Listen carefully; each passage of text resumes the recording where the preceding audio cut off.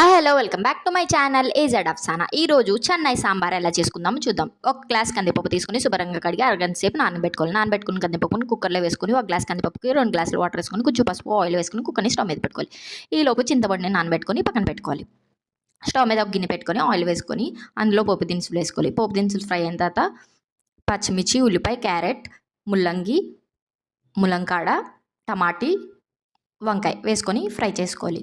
అందులో ఉప్పు, కారం, సాంబార్ పౌడర్ వేసుకొని మిక్స్ చేయాలి. కొంచెం వాటర్ వేసుకొని మూత పెట్టుకొని బాయిల్ చేయాలి. బాయిల్ అయిన తర్వాత చింతపండు రసం కూడా అందులో వేసుకోవాలి. చింతపండు రసం బాయిల్ అయిన తర్వాత మునగాకు, కొత్తిమీర, కరివేపాకు వేసుకొని మిక్స్ చేయాలి. అందులో ఉడకబెట్టుకున్న పప్పు, వాటర్ వేసుకోవాలి.